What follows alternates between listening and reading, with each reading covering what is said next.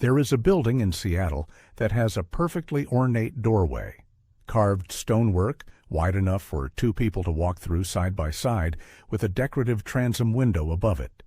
And that doorway is buried. Not collapsed, not destroyed. Just sitting there, deep underground, framing nothing but darkness and old brick. The handle is still on the door. The handle is still on the door, and the street is now nearly 15 feet above it. Nobody sealed it. Nobody filled the room. The door is simply below the world that replaced it. How does that happen to an entire city? How does it happen in Seattle, and Chicago, and Portland, and Edinburgh, and dozens of other places, across multiple continents, all within roughly the same century? And why, if the explanation is as simple as we are told, does the evidence keep pushing back? Welcome to Epoch Reset. I am Elliot Carter, and this channel exists because the past does not always stay where we put it. If you have not subscribed yet, now is the time, because what we are going to cover today is the kind of story that official history buries right alongside the buildings. Hit that subscribe button. I promise you will not regret staying for this one. Leave me a comment before this is over. I want to know whether you find the standard explanations convincing or whether something in them sits wrong with you. That conversation matters. Now, stay with me, because just when you think you understand what happened to the first floors of the 19th century, we are going to arrive at a detail that changes the shape of the whole question. Let us begin in Chicago, because Chicago is the city that made the impossible look routine. In the early 1850s, the city had a problem so fundamental that it threatened everything built on that swampy lakeshore ground. Chicago sat at almost exactly the same elevation as Lake Michigan, in some places barely 4 feet above the waterline, and the land itself was a kind of slow, persistent bog. When it rained, the water had nowhere to go. It pooled in the streets, soaked into cellars, mixed with raw sewage from tens of thousands of households, and sat there, stagnant, rotting, breeding disease. The Chicago Tribune of that era described streets so deep in mud that horses were occasionally swallowed up to their chests. That description appeared in multiple issues through the early 1850s, and while the language was occasionally colorful, the underlying problem was not exaggerated. The result was epidemic after epidemic. Typhoid fever, dysentery, and then, in 1854, a cholera outbreak that killed approximately 1 in every 20 residents of the city. Modern public health scholarship places the death toll at somewhere around 1,500 people in a population of roughly 80,000. Those are not abstract numbers. That is a city watching a portion of itself die in the streets, and knowing the streets themselves are part of the reason why. The solution that eventually emerged was proposed by an engineer named Ellis S. Chesbrough, brought in from Boston to lead Chicago's newly created Board of Sewerage Commissioners. Chesbrough studied the terrain and reached a conclusion that seemed almost absurd. The street level was simply too low to allow gravity-fed sewers to drain properly. The ground was the problem, and if you could not change the ground, you had to change everything built on top of it. His plan, which the Common Council adopted in 1856, called for raising the grade of Chicago's central streets by somewhere between 4 and 14 feet, depending on the location. They would install the sewers and then bury them under new road surfaces, and everything that existed at the old level would simply be left where it was, or lifted to meet the new world being constructed around it. Now here is where this story becomes genuinely extraordinary. The engineers did not wait for the buildings to empty. They did not wait for leases to expire. They raised the occupied buildings with people inside them while business continued. The most famous documented case involves the Tremont House Hotel on the southeast corner of Lake Street and Dearborn Street, a 6-story brick structure covering more than 1 acre of ground. According to contemporary newspaper accounts and the engineering records of the time, a team of 500 men operating 5,000 jack screws working in unison beneath the building raised the entire hotel 6 feet without closing it for a single day. A United States senator was reportedly staying there during the operation, and according to one widely repeated account in the Chicago press, noticed only that the front steps seemed to be getting steeper each morning. When he finally checked out, the windows were several feet above his head. That story sounds apocryphal, but the documented record is actually more remarkable. In 1860, a consortium led by engineers including James Brown, James Hollingsworth, and a young George Pullman, who would later become famous for something else entirely, co-managed the raising of half a city block on Lake Street between Clark and LaSalle. The structure was a solid masonry row of shops, offices, and print houses, 320 feet long, covering close to 1 acre, and the engineering estimate of its total weight, including the hanging sidewalks, was 35,000 tons. 600 men working 6,000 jack screws over 5 days raised the entire assembly 4 feet and 8 inches into the air. The Illinois newspaper record on this is unambiguous. Businesses stayed open. People came and went. The city simply rose around them. But now think about what was left behind. Every building that was not raised, every older wooden structure that the owners decided was not worth lifting, every commercial block that sat just slightly too far from the main regrading effort, ended up with its ground floor sinking below the new street surface, sometimes by 3 feet, sometimes by 10. In the neighborhoods that survived the Great Chicago Fire of 1871, you can still see the result today. The Pilsen neighborhood, the Bridgeport area, there are homes where the original first floor now sits more than 10 feet below street level, where what was once the front door now faces a wall of concrete, and where the second floor became the ground floor so gradually that the building's proportions simply never quite made sense again. The official explanation here is solid, documented, and verifiable. The sewers required it. The cholera demanded it. The engineers were real. The jack screws were real, and the newspapers of 1858 and 1860 reported on it as the astonishing feat of practical engineering that it genuinely was. But here is the thing that begins to pull at you once you know this story. Chicago had a reason, a specific, pressing, medically catastrophic reason. And yet, the buried first floors did not stop at Chicago. About 2,000 miles to the northwest of Chicago, a different city was doing something that looked, from a distance, almost identical. Seattle in the 1880s was a frontier town built on a problem its founders had perhaps not fully thought through. The land around Henry Yesler's lumber mill, established in 1852, and effectively the reason Seattle existed at all, was barely above sea level. Pioneer Square, the original heart of the city, had been constructed largely on filled-in tidelands. And when the tide came in, or when it rained heavily, or when both happened at once, the sewers backed up. Raw sewage flooded basements. Streets turned to standing water. Contemporary accounts preserved in the University of Washington's digital collections describe conditions that made the simplest functions of urban life deeply unpleasant. There was also a more embarrassing problem that tends to be recorded in local histories with a certain delicacy. Because the streets were so close to sea level, the flush toilets installed in the city's better establishments had a tendency, at high tide, to reverse. The engineering logic of gravity-fed sewage relied on water flowing downhill toward the ocean. When the ocean was essentially at the same level as the pipes, the direction of flow became a matter of negotiation. Then came June 6, 1889. A cabinet maker's apprentice in the basement of a shop on Front Street overturned a pot of glue being heated over a gas flame. The resulting fire, fed by the wood frame construction that characterized most of Seattle's business district, spread with a speed that overwhelmed the city's firefighters. Pressure in the water mains dropped as more hoses were connected.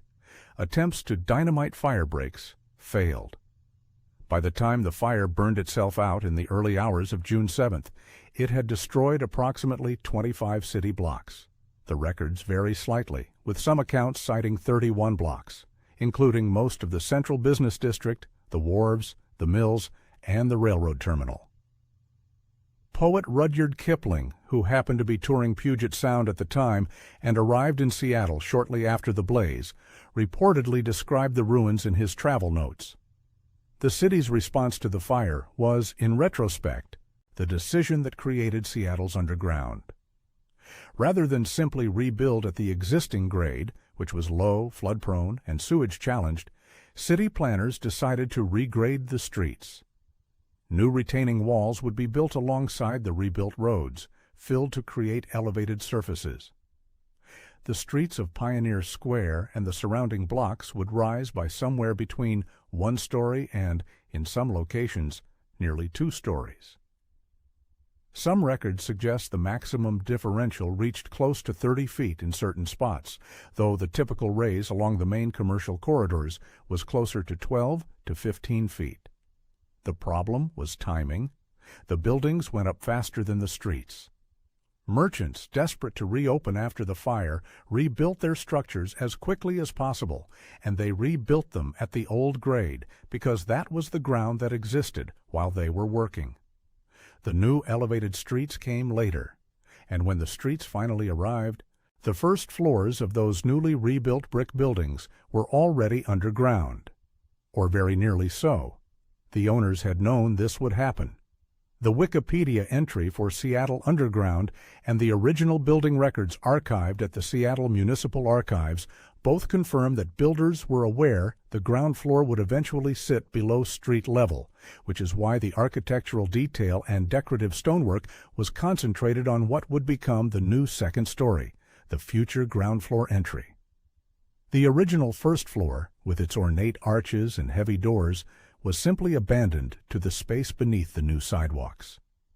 For a period of roughly a decade and a half, pedestrians in Pioneer Square navigated both worlds. Some walked on the new elevated sidewalks. Others continued using the old underground passages, lit by glass prisms set into the vaulted concrete overhead, those pale, violet-tinted glass blocks that you can still find embedded in certain Seattle sidewalks today. Their manganese-rich glass turned purple by a century and a quarter of sunlight. Merchants who had rebuilt on the lower level continued trading until the inconvenience became untenable. Ladders connected the old ground level to the new streets. In some locations, the climb was nearly 30 feet.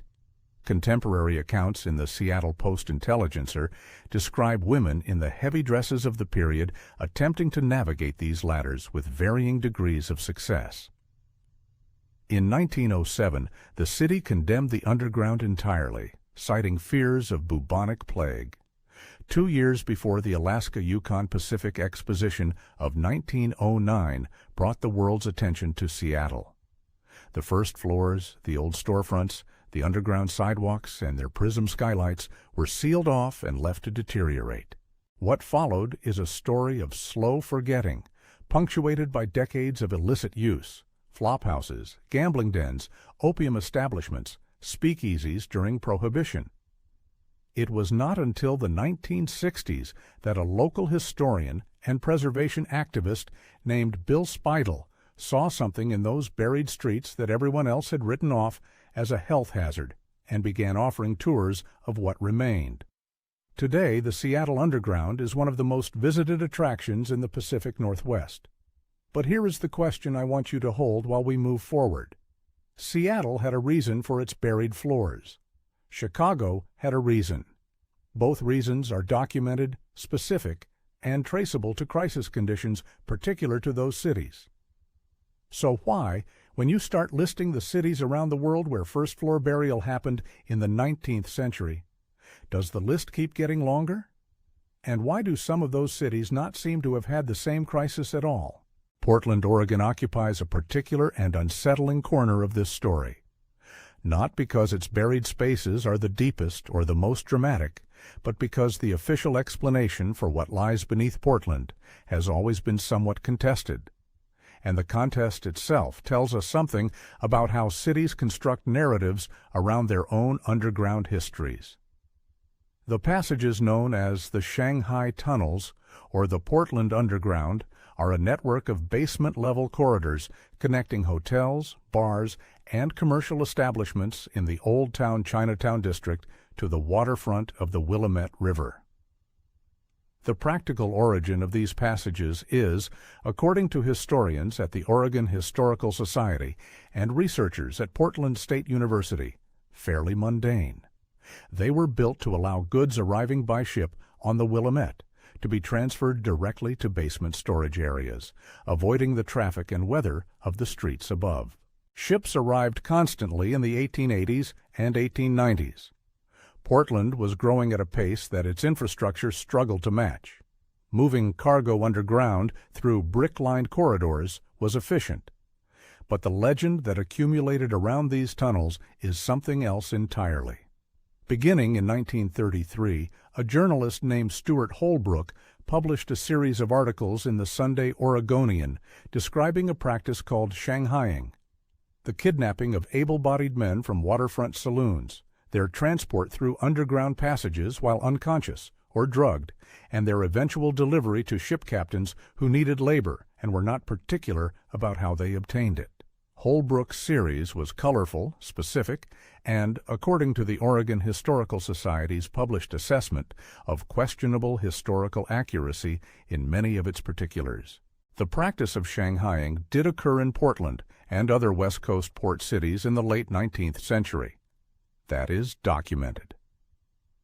Whether the tunnels were systematically used for it, with purpose-built holding cells and trapdoors rigged directly above them, is a claim that historians have found very little physical or archival evidence to support.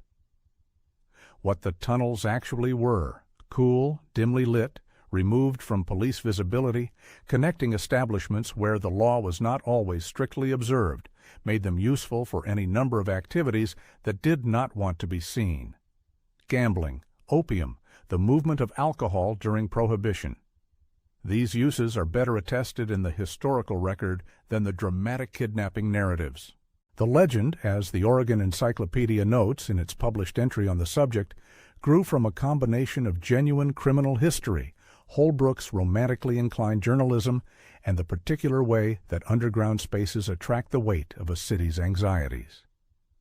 People did terrible things in Portland in the 1880s. Some of those things happened underground. The specific choreography of the more cinematic version, the trapdoors, the cells, the organized industrial kidnapping operation, is the part that historians urge caution about. And yet the tunnels are there. The basements are connected. The passages exist beneath streets that were built at a level above the original construction, leaving those lower spaces in the particular kind of half-darkness that Portland shares with Seattle and Chicago and a dozen other 19th-century cities. The question of whether they were used for kidnapping is a separate question from the question of why they exist in the first place. They exist because the city grew over itself, because the waterfront and the commercial district were built at one elevation and the streets around them were subsequently raised. Because the gap between the original ground and the new surface became, as it always did, a space that human ingenuity and human desperation found uses for. This is a pattern. This is a pattern so consistent across North American cities of the 1860s through the 1890s that it almost stops being interesting, which is perhaps why it has not received the sustained academic attention it deserves as a connected phenomenon. Each city tells its own story about why it buried its first floors. Chicago had cholera and swamp. Seattle had fire and tidal sewage. Portland had commerce and the waterfront. But the result in all three cases is the same.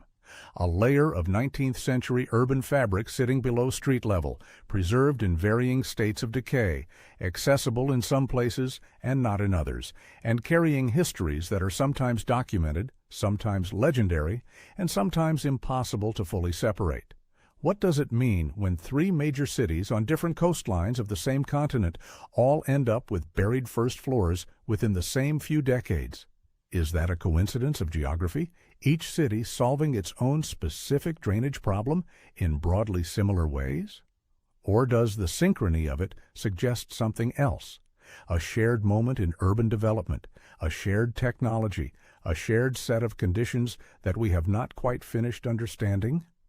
I do not have a definitive answer to that question, but I want you to keep it with you as we cross the Atlantic, because what is happening in Europe during this same century is going to make the synchrony feel even stranger. And if you are finding this as fascinating as I am, this is exactly the kind of investigation this channel exists for.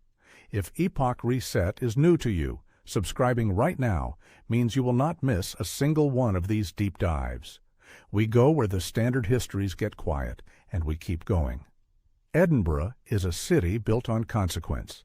Every layer of it, geological, architectural, social, was shaped by decisions made under pressure, and the spaces beneath its streets are perhaps the most honest record of what that pressure felt like at ground level, quite literally. The old town of Edinburgh grew along a single dramatic ridge of volcanic rock, with Edinburgh Castle at its western summit, and what would eventually become the Palace of Holyrood House at its eastern end. The geography was defensive and limiting in equal measure. The city could not spread easily sideways. The rock fell away steeply on both flanks. So instead it grew upward and inward and eventually downward. By the 17th century, Edinburgh had some of the tallest residential buildings in Europe. Tenement structures of 14 and 15 stories, packed shoulder to shoulder along the narrow alleys called closes and wens that branched off the Royal Mile like ribs from a spine. The poorest residents lived at the bottom. The ground floors of these tenements faced each other across closes so narrow that neighbors on opposite sides could shake hands from their windows. Open sewage ran down channels in the streets. The smell of 17th and 18th century Edinburgh is something that visitors wrote about for centuries, not with nostalgia. When the novelist Daniel Defoe visited the city in the early 1700s, he recorded his impressions with remarkable restraint for someone describing what was, by most accounts, one of the most densely and insalubriously inhabited pieces of ground in northern Europe. The burial of Edinburgh's streets began not as an engineering decision, but as an architectural one. In 1753, the city authorities decided to construct a new Royal Exchange, a grand civic building to give Edinburgh's merchants a modern setting for their commerce. They identified a site opposite St. Giles Cathedral on the Royal Mile. The problem was that the site was already occupied by a dense network of medieval closes and tenements, including a street called Mary King's Close, which had been inhabited continuously for well over a century. Rather than demolish these structures entirely and haul the rubble away, a process that would have been enormously labor-intensive, the builders made a different choice. They took the upper stories off the existing buildings and used the lower floors as the foundation for the new structure.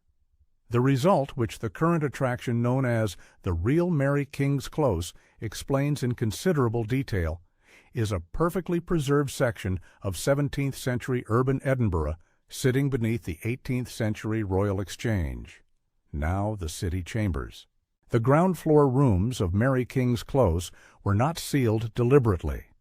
They were simply built over, enclosed, and forgotten. Some records suggest that residents continued to use portions of the underground space for storage and workshop purposes for some time after the Royal Exchange was completed in the 1760s. The last person was evicted from what remained of the Close's underground habitable spaces as late as 1902, according to records held at the Edinburgh City Archives, making Mary King's Close a space that was continuously inhabited in some form from the medieval period through the beginning of the 20th century. What makes Edinburgh's case philosophically interesting, as distinct from Chicago's hydraulic engineering or Seattle's post-fire regrades, is that the burial here was not primarily about drainage or disease prevention. It was about aesthetics and civic ambition. The authorities wanted a grand new building in a prominent location, and the most pragmatic path to that building was to incorporate the existing structures rather than remove them. The people who lived in those structures were relocated, sometimes compensated, sometimes simply told to go. And what remained behind was sealed into a kind of accidental archive, A street that had been noisy and populated and smelling of fish and coal smoke became, within a generation, a series of dim rooms under someone else's floor. Edinburgh's South Bridge tells a related and equally strange story. The bridge was completed in 1788 to span the Cowgate Ravine and connect the Old Town to the University District on its southern side. It is, structurally, a bridge resting on 19 arches. But you would not know that from standing on it, because 18 of those 19 arches are enclosed, built into on both sides by tenement buildings that were constructed directly against the bridge's exterior to maximize use of what was, by that point, some of the most valuable commercial ground in the city.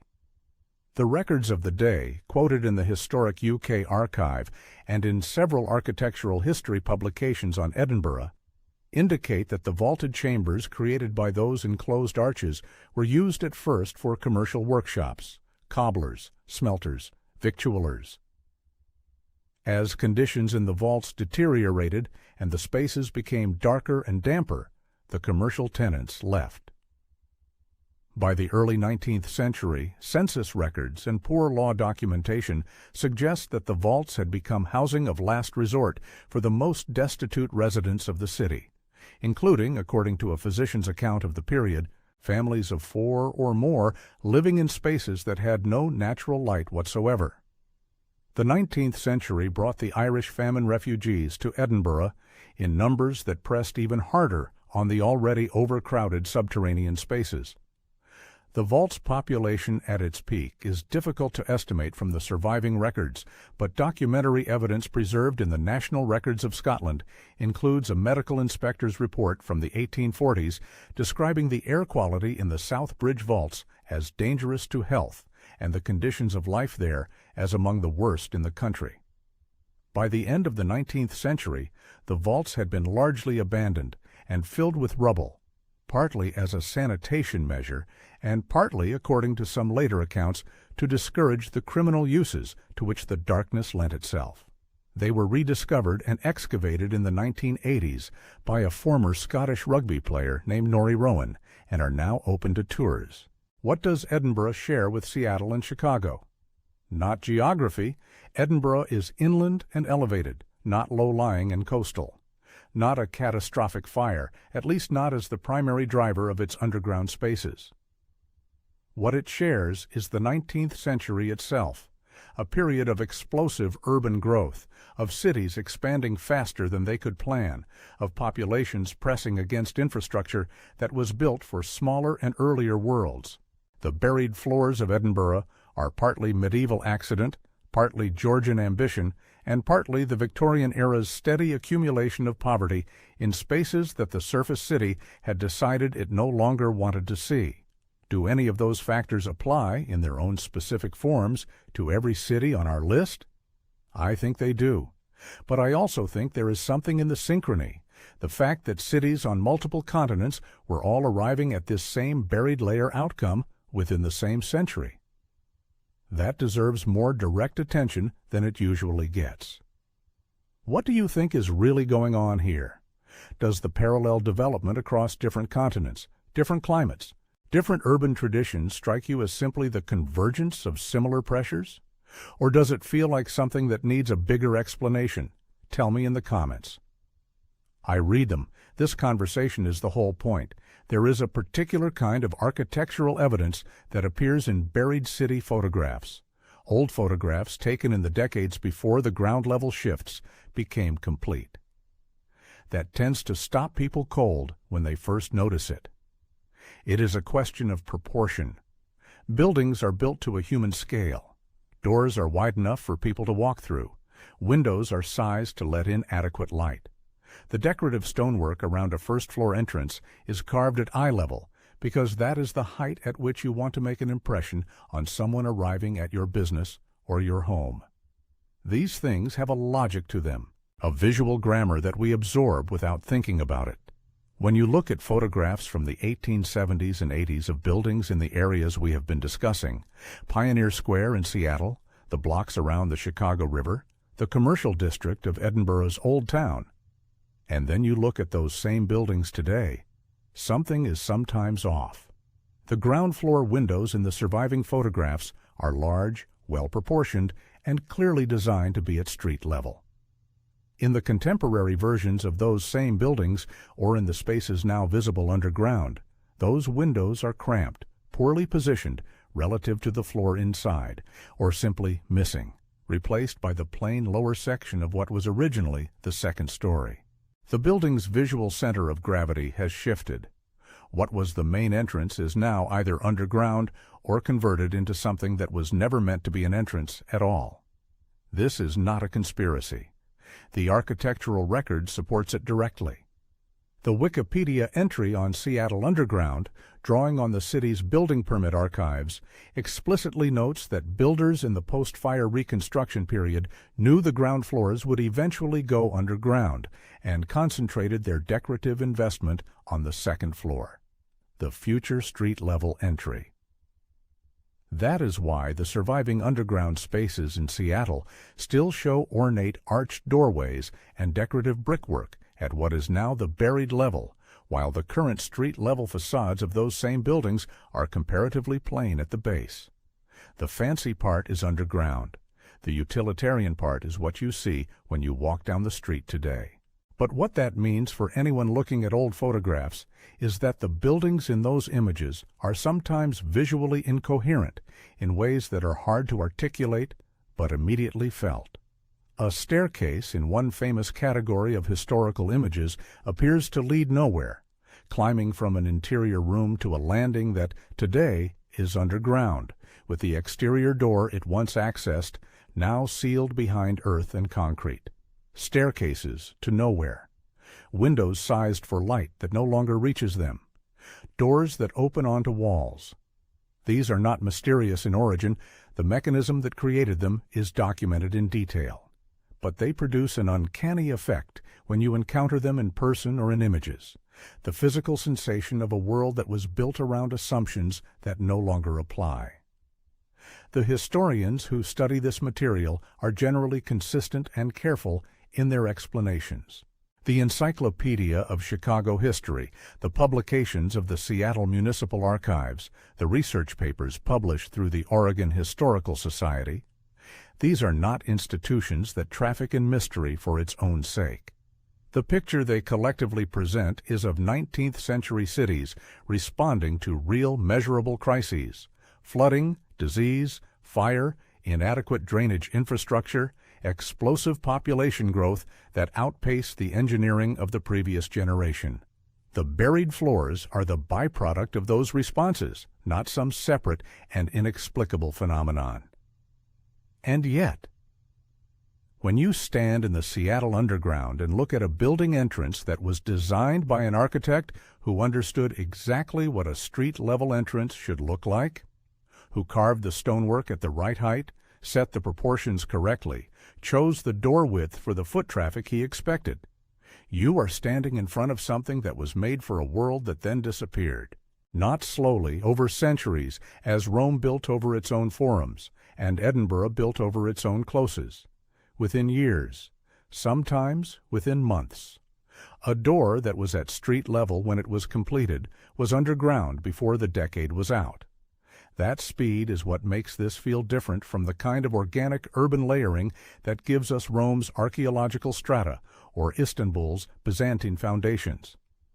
Those cities grew over themselves across centuries, accumulating layer after layer in a process so gradual that no one generation would have been aware of the full depth of what lay beneath them. The buried cities of the 19th century were buried by decisions made in living memory, by people who in many cases were still alive and still doing business in the city when the burial was complete. The merchants of Pioneer Square continued trading in their underground first floors for years after the new streets were raised above them. The hotel guests in Chicago were literally lifted off the ground as the buildings they were staying in were jacked upward to meet a new street level. This is not antiquity. This is not the slow accumulation of centuries. This is a deliberate, rapid, and in some cases almost shockingly casual act of urban transformation, carried out within the lifetimes of the people it affected, and leaving behind spaces that the cities above them then simply declined to acknowledge as part of their own history.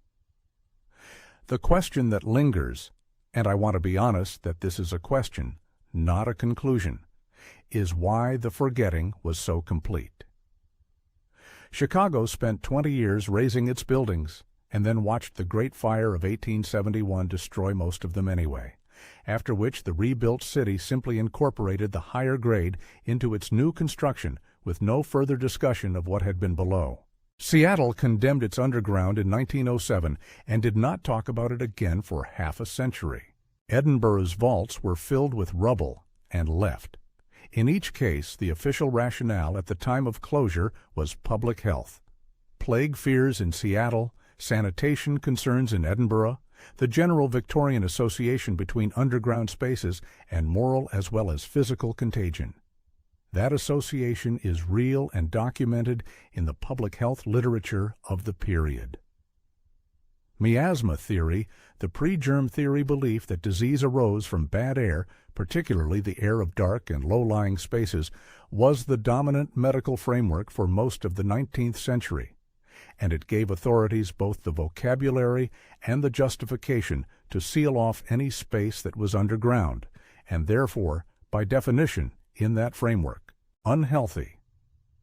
Whether the closures were primarily about public health or primarily about wanting those spaces out of sight and out of the public record is a question the historical sources do not answer definitively. What they do tell us is that in every city on this list, a significant portion of 19th century urban fabric was sealed, forgotten, and then, decades or a century later, rediscovered by someone who found it striking enough to show other people. Bill Speidel in Seattle in the 1960s, Norrie Rowan in Edinburgh in the 1980s. The various urban explorers and tour operators who have made the Portland tunnels and Chicago's vaulted sidewalks into attractions. The rediscovery is always described in the same terms: astonishment that this exists, that it was forgotten, that the city above had no collective memory of the city below. There is a phrase that architects and urban historians use for what we have been describing, and it is one of the most quietly unsettling phrases in the vocabulary of city-making: palimpsest. A palimpsest is a manuscript page that has been scraped or washed and written over, the original text partially erased but never entirely gone, readable under the right light and with the right tools. Cities are palimpsests. Edinburgh is a palimpsest. Chicago is a palimpsest. Seattle and Portland are palimpsests, built in a single generation and then written over within a decade. The question of what we choose to keep and what we choose to bury, literally and figuratively, is not a neutral one. Every underground space we have examined in this investigation was, at the moment of its burial, a space inhabited by people who were not part of the city's main story. The poorest residents of Edinburgh's closes, the opium den operators and homeless sheltering in Seattle's underground, the gambling hall proprietors of Chicago's vaulted sidewalks, the criminal and the desperate and the marginal of Portland's tunnel network. The official act of burial was always framed in terms of public health, of sanitation, of civic improvement. But the effect, and sometimes the historical record suggests also the intention, was to remove from visibility a layer of urban life that the respectable surface city preferred not to see. This is not a theory without evidence. The Edinburgh Physician's Report on the Southbridge Vaults, the Seattle City Council minutes discussing the underground condemnation of 1907, the Chicago Board of Health Communications of the 1850s and 60s, all of these documents frame the underground spaces in terms of disease and danger and the need for removal. But they also consistently describe populations that were already being pushed to the margins by rising property values, by regrading projects that made the surface city more valuable while making the underground spaces less accessible, by the general Victorian-era project of making cities legible and orderly in ways that required the disorderly and invisible to stay invisible. The mechanics of burial are, as I said at the outset, well documented in each individual case. Chicago needed sewers and its ground was too low. Seattle needed to fix its grade after the fire and its sewage problem. Edinburgh needed a Royal Exchange and South Bridge and found the easiest way to build them. None of these explanations are invented. None of them are false. But they are also, in a sense, the surface story. The story the surface city tells about itself. The underground story, the one that requires you to actually go down and look, is messier and harder to frame as simple progress. What I find persistently interesting about this phenomenon, and this is where I will be direct about the limits of what we can say with confidence, is that the standard explanation and the archaeological reality do not always sit comfortably together. When you look at the surviving underground spaces and compare them to the engineering rationale offered for their creation, there are occasional details that do not quite fit. The sheer quantity of decorative investment in the buried floors, for example. Buildings whose first stories are more elaborately finished than their second stories are typically buildings built to make an impression on someone arriving from the street. If you knew the first floor was going to be underground, as the Seattle builders did, why would you carve the stonework at that level with the care that some of those buried arches clearly received? The Wikipedia entry and the historic UK sources both acknowledge this paradox without entirely resolving it, attributing it to the speed of rebuilding and the expectations of clients who were designing for a street that had not yet been raised. That explanation is plausible, but it leaves open a small gap, the gap between what was built and what the builders claimed they were building for, that sits uncomfortably with the neatness of the official narrative. The archaeological record does not lie. Those doors and arches were made for a world at street level. The question of whether that street level was the one the official record describes, or an earlier and different one, is a question the physical evidence cannot answer from its own testimony. It requires us to trust the documentary record completely. And the documentary record in each of these cities was created by the same institutions that subsequently decided to seal the underground spaces off and stop talking about them. I want to be careful here, because this is the point in any investigation like this where careful thinking and conspiratorial thinking can start to look similar. I am not suggesting that the buried floors of 19th century cities were created by a coordinated conspiracy to erase an earlier civilization. The specific mechanisms, Chicago's sewers, Seattle's fire and grade problems, Edinburgh's architectural opportunism, are too well documented in primary sources to require a more dramatic explanation. What I am suggesting is that the official history of these spaces, the history that gets summarized in a paragraph or two in most urban histories and then dropped, is not the complete story. It is the sanitation story, the engineering story, the progressive civic improvement story. The story of who lived in those spaces, why they were sealed, what was deliberately excluded from the surface city, and what that exclusion tells us about how 19th century urban society organized itself.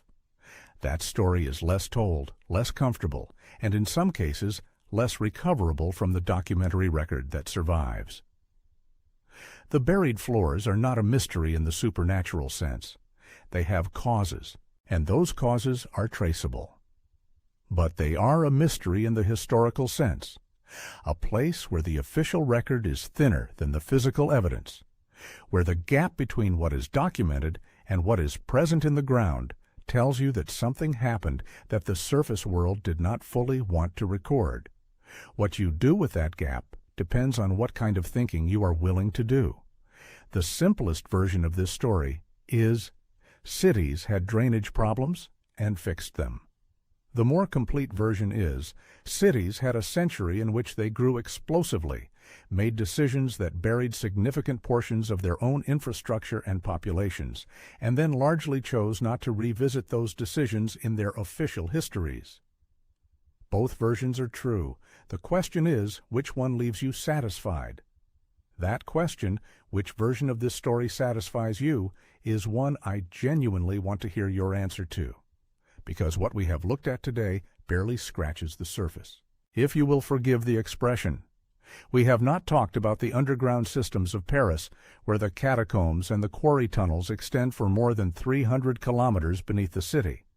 We have not talked about what archaeologists find when modern construction cuts through the filled-in lower layers of European capitals and encounters street grids and building foundations that do not match any known urban plan.